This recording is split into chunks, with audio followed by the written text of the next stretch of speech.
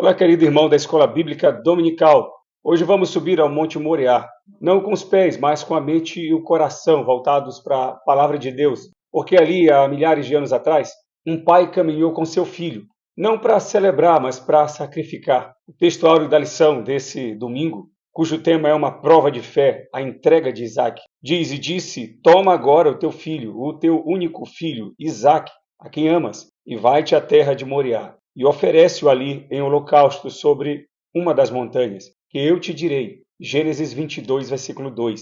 Irmãos, não é uma história sobre uma obediência religiosa, mas é um espelho da fé verdadeira. O autor da lição traz, na verdade prática, Abraão confiava no Senhor a ponto de dizer ao seu filho: Deus proverá para si o cordeiro. Uma fé que não foge da dor, que não negocia com o impossível e que diz, mesmo no vale mais escuro, Deus proverá.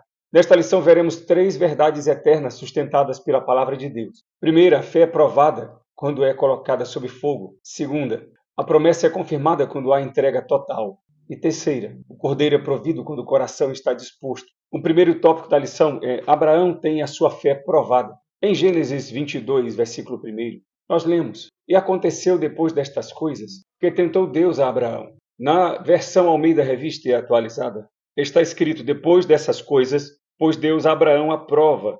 Ele disse: Abraão, este lhe respondeu: eis-me aqui. A palavra hebraica aqui para tentação, na revista corrigida, ou prova, na Almeida Revista Atualizada, é nassá, que acontece aproximadamente 40 vezes no Antigo Testamento. Nassá quer dizer provar, testar, pôr em teste. E aqui nesse contexto, para revelar uma qualidade interior. Nós precisamos ressaltar que Deus nunca coloca diante de nós seduções para nos conduzir à tentação. Tiago, capítulo 1, versículo 13, a Bíblia diz: ninguém, ao ser tentado, diga, sou tentado por Deus, porque Deus não pode ser tentado pelo mal, e ele mesmo a ninguém tenta. Nós sabemos que o hebraico é uma língua polissêmica, ou seja, uma palavra ela tem significados diferentes dependendo do contexto em que ela está inserida.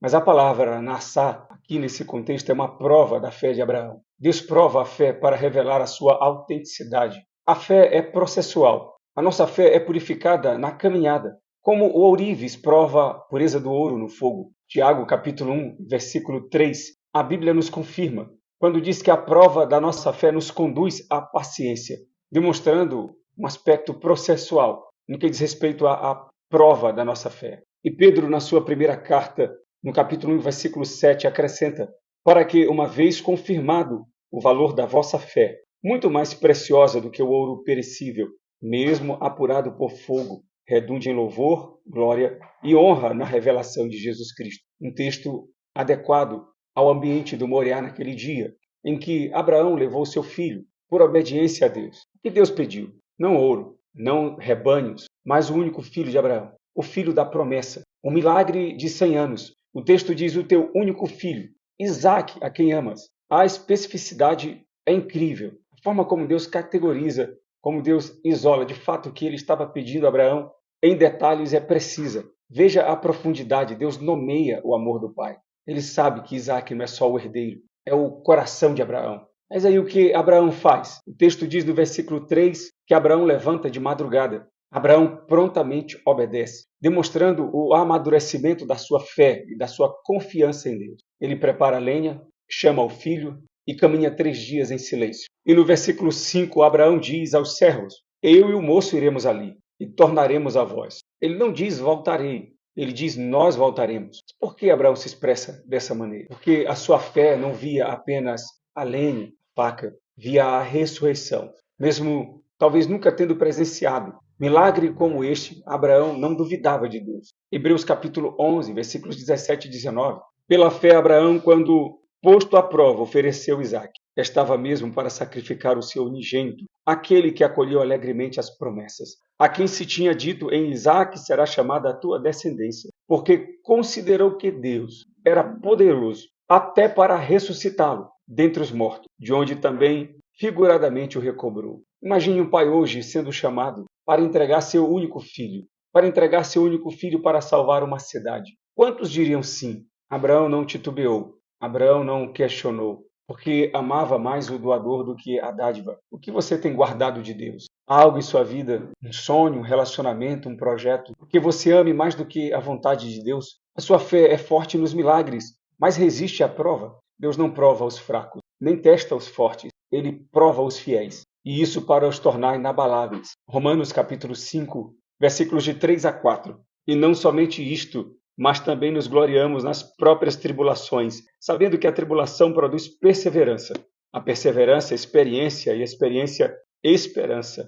Ora, a esperança não confunde, porque o amor de Deus é derramado em nosso coração pelo Espírito Santo que nos foi outorgado. O segundo ponto da lição, o autor traz a promessa confirmada. Durante a jornada, Isaac pergunta, no versículo 7, então falou Isaac a Abraão, seu pai, e disse, meu pai. E ele disse, eis-me aqui, meu filho. E ele disse, eis aqui o fogo e a lenha, mas onde está o cordeiro para o holocausto? E Abraão responde com uma das frases mais profundas e significativas da Bíblia. No versículo 8, Abraão diz, Deus proverá para si o cordeiro, meu filho. Abraão não sabia como, mas sabia o suficiente, ele sabia quem. A fé de Abraão não estava na solução, estava no soberano. E quando Abraão estende a mão com o cutelo, o céu se abre. No versículo 12 diz, então lhe disse, não estendas a mão sobre o rapaz, nada lhe faças, pois agora sei que temes a Deus, porquanto não me negaste o filho, o teu único filho. Por que essa expressão?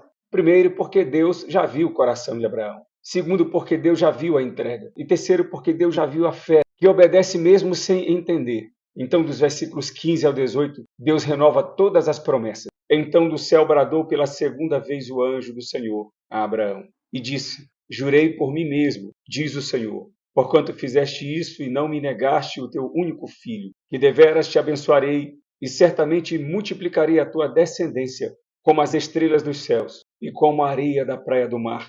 E a tua descendência possuirá a cidade dos seus inimigos. Nela serão benditas todas as famílias da terra, porquanto obedeceste a minha voz. Romanos capítulo 4, e versículos 20 a 21, é onde essa confirmação ecoa. Não duvidou por incredulidade da promessa de Deus, mas pela fé se fortaleceu dando glória a Deus, estando plenamente convicto de que ele era poderoso para cumprir o que prometera. Não são com palavras que um ourives testa o ouro, mas com fogo. E assim Deus faz com seus filhos, não para destruí-los, mas para purificar e confirmar. 1 Coríntios capítulo 10, versículo 13. Não vos sobreveio tentação que não fosse humana, mas Deus é fiel e não permitirá que sejais tentados além das vossas forças.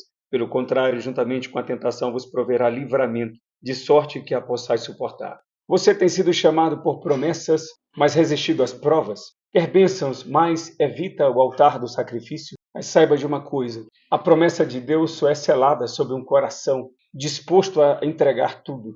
Não é o sacrifício que agrada a Deus, mas o coração que escolhe confiar nele, mesmo quando tudo parece perdido. No terceiro tópico da lição, o autor traz, Abraão ofereceu seu único filho. No final da história, Abraão vê o cordeiro preso pelos chifres no arbusto, e Deus não só impediu o sacrifício, como providenciou o substituto. E Abraão chamou aquele lugar de Jeová Jirê, o Senhor proverá, conforme o versículo 14. E a Bíblia afirma, por isso se diz até o dia de hoje, o Senhor proverá. No monte do Senhor se proverá. Monte Moriá é o local onde séculos depois Salomão construiu o templo, conforme o que está em 2 Crônicas, capítulo 3, versículo 1.